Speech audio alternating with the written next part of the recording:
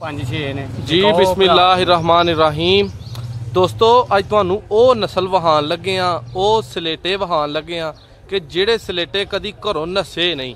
बेशक वो अद्धे घंटे बाद आए ने, बेशक वो 24 घंटिया बाद आए ने। आए वो अपने घर ने।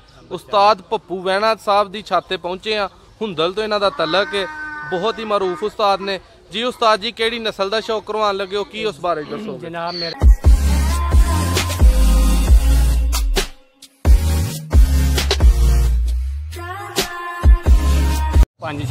जी बिस्मिल्लाहिर्रहमानिर्रहीम।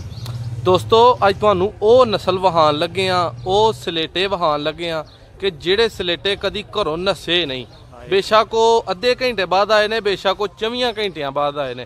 आए वो अपने घर ने। उस्ताद पप्पू वैना साहब की छत ते पहुंचे हुंदल तो इन्हों का तलक है। बहुत ही मरूफ उस्ताद ने।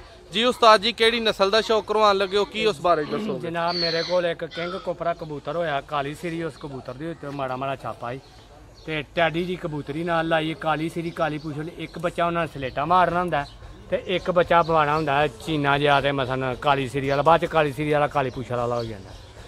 ये सलेटे जोड़े ने मेरे को इस वक्त 6 तो 7 बन गए ने ते अजे तक बच्चा नहीं इन्हों का कोई दौड़े। जी जी माशाअल्लाह। हूँ अगों कबूतर मुंडे ने मार दिता छोटी सिर दे वज के। कबूतर भी जरा बड़िया बादियां बनाई है। खुंद खुंद भी आया घर, बड़िया बादियां भी उड़ाया कबूतर माशाअल्लाह। 5-7 साल 10 दिन सबना पुराना कबूतर भी वो माशाअल्लाह। मैं 8-10 जेडे मैं उरे बनाए। सानू हुण सलेटियां दा शौक करान लगे हो? हाँ जी करवाओ जी, कराओ। हक शक दा शौक पर कुंदा पुट्टे ने तुसी? ये पर ही इहने बच्चा कढ लिया सी इस कबूतर ने। अच्छा जी। हाँ जी। ते ए नहीं मैं फिर पुट्टिया।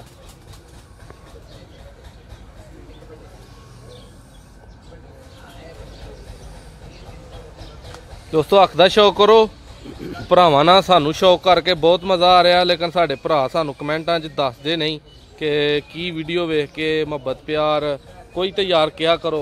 ते जेड़े भरा करदे ने कमेंट उन्हां दा बहुत शुक्रिया। यह अख दा शौक करो सलेटे ने, सियाणी अख है। ये उस्ताद वेख के पहचान। दूसरी अख दा उस्ताद जी कराओ शौक माशाअल्लाह।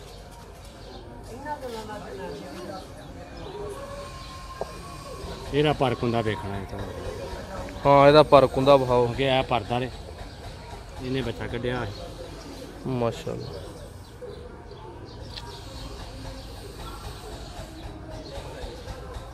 मैं क्या मैं रंग शंग भी लाए ने, मैंने उड़ांदा रहा। ठीक है। देखिया जी नहीं चले हूँ इन्हें बच्चा कढ़ लिया, फिर पूछा जो पोट छड़ी। अच्छा तो हूँ मैं पुट्टना है उस कबूतर ने। चलो अल्लाह खैर करे। पहुँचे जे माशाअल्लाह। पूरा लिया दूसरा सलेटा भरा है जी। उस्ताद होरी इहदे भरा दा हुण शौक करान लगे ने। एदी अख जी डिफरेंस तुर गई है। अच्छा जी। प्योर से तुर गई है। ये लाहौरियां च तुर गई है। हाँ ये प्योर से तुर गई। लाल अख सुरख अनारी माशाअल्लाह। 2 बच्चे जेडे ने, एक दी थोड़ी जी लाल है तो जां दी बकाया दी जेडी ओ सेम एक ही। दूसरी कराओ। हाँ